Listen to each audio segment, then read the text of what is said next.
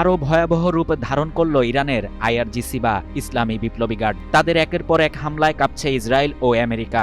আন্তর্জাতিক গণমাধ্যমগুলো ইরানের ওপর হামলার খবর ঢালাওভাবে প্রকাশ করলেও মার্কিন ও ইসরায়েলিদের উপর ইরানের হামলার খবর প্রকাশ করছে না, খাটো করে দেখানো হচ্ছে ইরানিদের।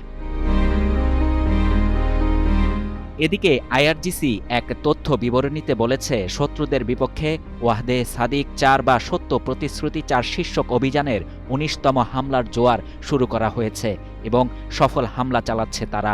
আইআরজিসি বলছে, মার্কিন ও ইসরায়েলিদের বেশ কিছু সংখ্যক ঘাঁটিতে ক্ষেপণাস্ত্র এবং ড্রোন হামলার মধ্য দিয়ে তারা এই অভিযান শুরু করেছে। আইআরজিসির মতে, এই হামলার বিস্তারিত বিবরণ ক্রমেই জানতে পারবে বিশ্ব।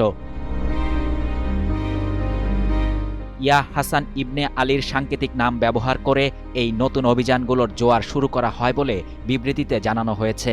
উল্লেখ্য, ১৫ রমজানে এই অভিযান চালানো হলো এবং আজকের এই দিনটি মহানবী হজরত মুহাম্মদ সাল্লাল্লাহু আলাইহি ওয়াসাল্লামের বড়নাতি হজরত ইমাম হাসানের পবিত্র জন্মবার্ষিকী। তাদের এই অভিযানের ফলে ইতোমধ্যে পশ্চিম এশিয়ায় অধিকৃত ফিলিস্তিনে সন্ত্রাসী ইহুদিবাদী ইসরায়েলি এবং মার্কিন সন্ত্রাসীদের সেনা অবস্থানগুলোতে একের পর এক ব্যাপক বিস্ফোরণ ঘটছে।